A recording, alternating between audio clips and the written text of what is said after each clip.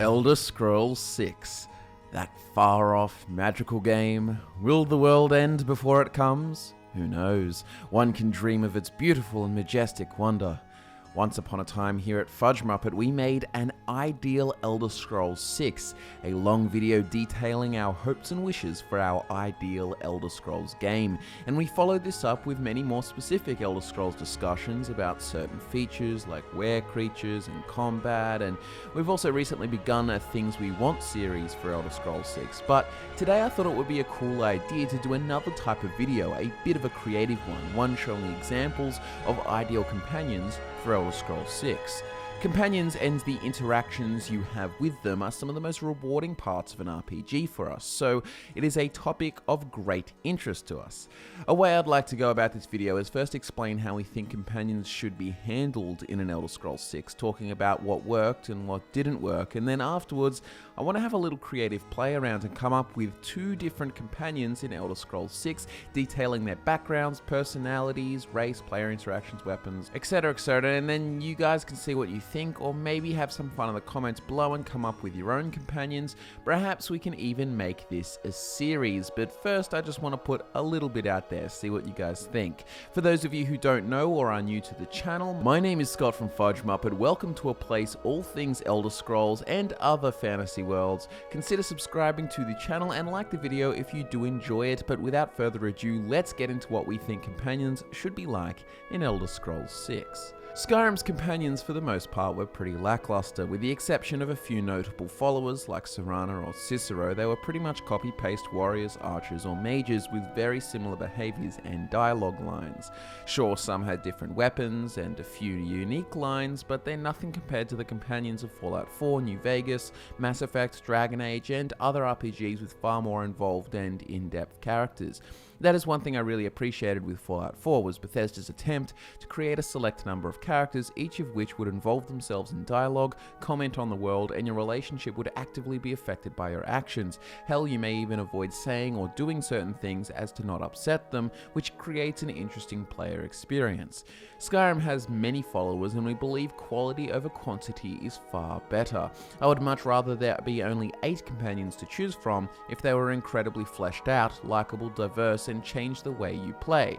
Imagine if there were only 8 companions, but each with diverse personalities, backstories, allegiances, and motives that make each role-playing experience incredibly different. But not only should the companions change the way you roleplay, but also offer unique combat and playstyle opportunities. For example, a companion that actively heals you and offers passives for restoration and health bonuses, so you can behave like a big tanking character with constant healing. But also, this is the same healing character that actually allows you, with them by your side, to complete certain quests in unique ways. A really basic example would be, say, normally you have gone on a quest to get a cure for a disease, but you must choose whom to give the cure to, and this will affect your disposition and standing with the local families. But if you had a master alchemist companion, he may actually offer a third solution where he thinks he can try and replicate the cure with some substitute ingredients. Then you let him do that and cure both people, giving you an even better outcome. Having companions open up new quest completing options really increases their value and makes it worthwhile using them for something other than a tool to carry your loot and junk. I think overall you guys get the idea of what makes a good companion, what kind of things we would like to see, but let's get into the fun part of the video where I am going to design 2 different companions for a theoretical Elder Scrolls 6. Depending on how well this video goes, we may make this a series coming up with cool theoretical companion characters like our builds. Now, just for the sake of placing characters in context, I'm going to pick a location for Elder Scrolls 6, so let's just say ideally it would be cool to have Elder Scrolls 6 encompass Hammerfell and High Rock, including the Kingdom of Orsinium. Say the time is just after the events of Skyrim, the 203rd year of the 4th era, and High Rock's kingdoms are squabbling, and some trying to secede from the Empire after the Civil War has shown the Empire is weakening its grip. So you would have Empire loyalists and separatist kingdoms in High Rock, some of which are creating allegiances with kingdoms across the Iliac Bay in Hammerfell, allegiances that hope to create a strong human alliance against the Thalmor. Tanith could still be under Aldmeri Dominion control, making it an annexed city, allowing for some awesome opportunities to see the Thalmor in action governing a city. Then you have an Orc kingdom of Orsinium, etc.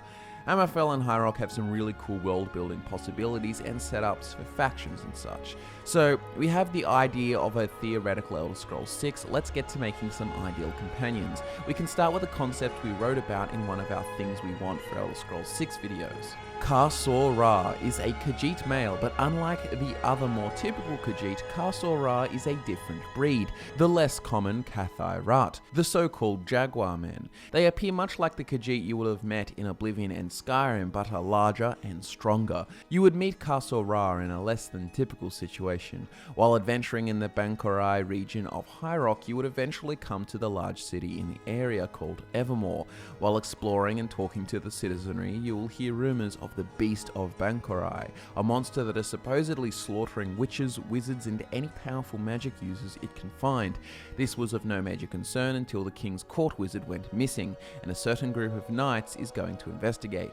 You have the option to join as a mercenary. You are told to meet at a particular location in the Bankorai Pass, and when you inquire about the beast, it would seem that it is likely some powerful troll or perhaps even a werebore.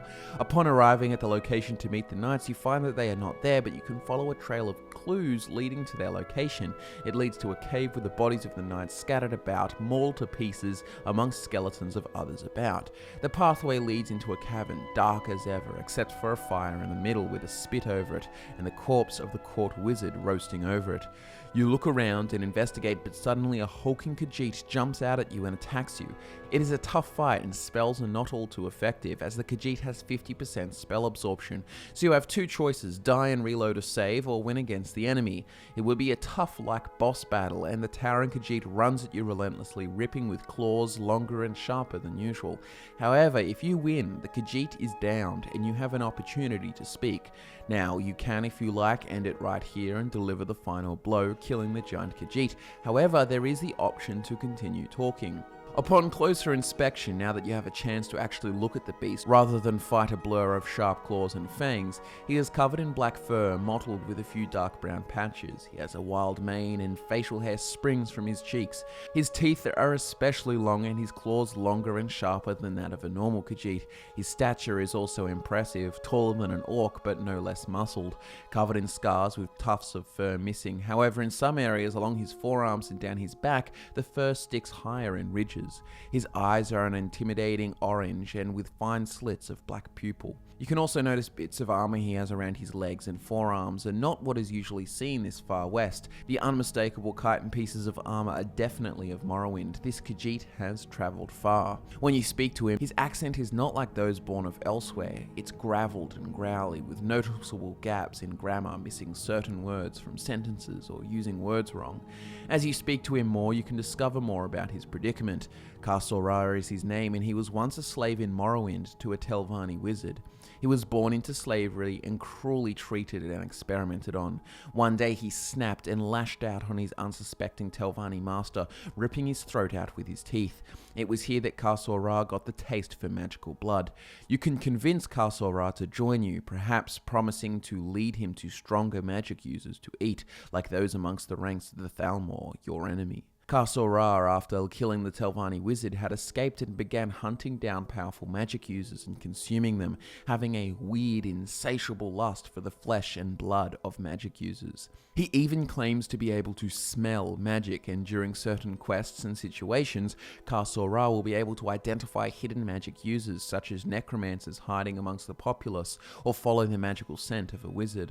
Upon talking more to him, you will be able to discover more about his backstory and how after escaping the Telvanni, he headed west through the Velothi Mountains, through northern Cyrodiil, and into the western reach of Skyrim, crossing into the Bankorai Pass over many years, killing and consuming Dunmer, Synod mages, College of Whispers members, hedge wizards, necromancers, battle mages, and the list really does go on. Part of his success and ability to fight mages so well is the fact he is born under the star sign of the Atronach, giving him 50% spell absorption, which means half the spells that hit him have no effect, and considering Ka-Zor Ra's high health and tanky feel, that makes him the perfect tanky companion. Now, Ka-Sora doesn't have a dislike as such for magic, he is just hungry for the blood of those who use it, including you. So I thought an interesting mechanic if you were to be using magic is that over time as you build your magical skills at certain thresholds, you will be confronted, and depending on your influence level and how much Ka-Sora likes you, you will have to convince him not to eat you by either redirecting him to other mages to eat or whatever explanation, basically passing an influence check of sorts. And if you fail to influence him, he will have an insatiable lust to attack you, but you will have to beat him back down. And here you are presented with the option of putting him down, or forgiving him, or perhaps dominating him, treating him as a slave. I think this creates a really cool dynamic, one that could be you as a friend helping him through mental issues after a life of torture and subjugation, or treating him as a chained monster, ready to attack whoever you point him at, controlling him through domination. Ka-Sora is truly a fun idea for a companion, and I hope you liked it. Now let's have a go at another companion. Ulysses Varro is an imperial male, a veteran of the Great War, and an amazing warrior who has spent much of his life traveling and fighting many adversities and trials.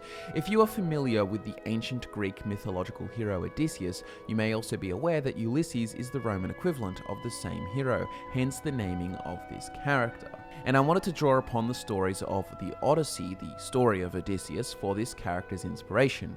He is a middle-aged character who has experienced a lot in his life, and adventuring with him will lead to many interactions with old friends, enemies, and acquaintances. He has lots of experiences and has lots of advice based upon his experiences. But let's first talk about the conditions of how you meet this Ulysses Varro. When you are exploring the wilds of the Glenumbria region, you will encounter a small farmhouse with bandits dragging out farmers in the mud. One of the bandits sits up a bucket and places the farmer's head over it, preparing to execute him, all while laughing. You can approach and try and intervene, telling the bandit to stand down, or perhaps you can attack them straight out. But if you attempt to do it peacefully or simply watch, before the farmer can be executed, a spear flies from a distance right into the chest of the bandit leader, sending him flying. The bandits go hostile to you, and an armored warrior rides in on a horse and helps you fight them. You rescue the farmers and get a little thanks, but end up talking to the armored warrior, who turns out to be Ulysses Varro. He's impressed by you and tells you to meet him at a tavern in Daggerfall, and there he will talk to you in depth, and if you answer his questions during conversation in a certain way that is pleasing to him, he will decide to offer his help and join your adventures. Eventually, Ulysses will open up about his backstory at different stages of trust, and the full story goes like this. Ulysses was born as the first son of a Clovian lord in Cyrodiil, year 153 of the Fourth Era.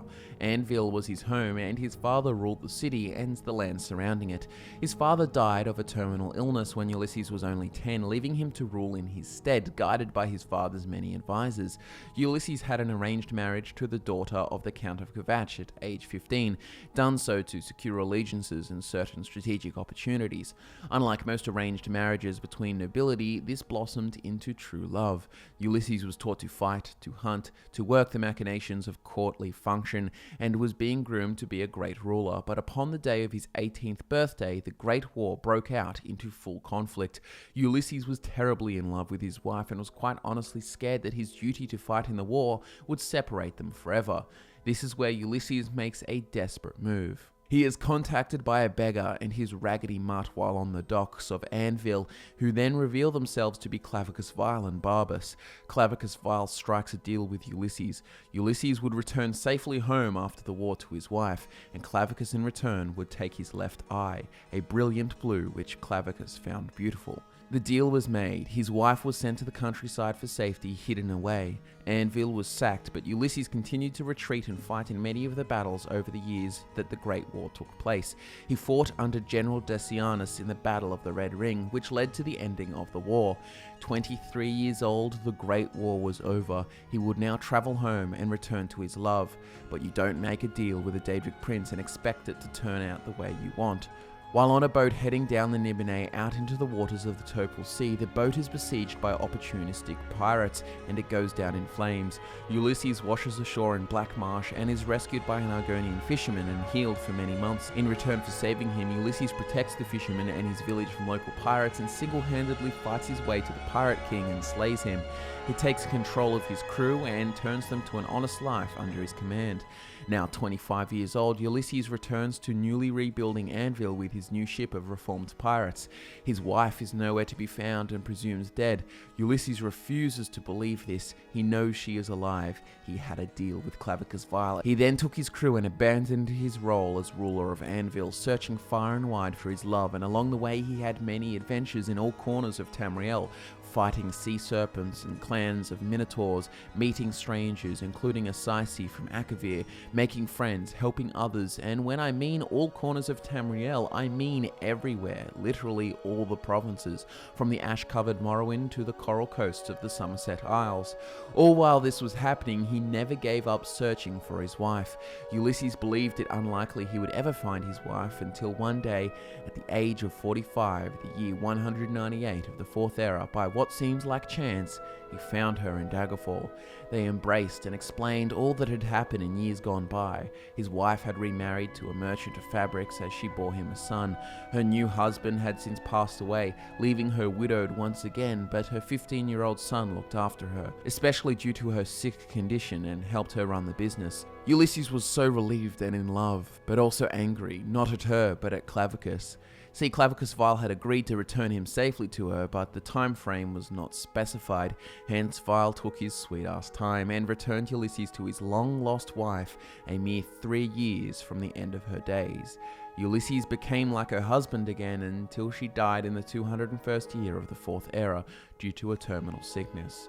Ulysses still remained in contact with her son and cares for him, and you may come into contact with his son during a companion loyalty side quest type thing. Ulysses wears heavy armor, wielding a sword and shield, switching to throwable spears and when targeting enemies at a distance.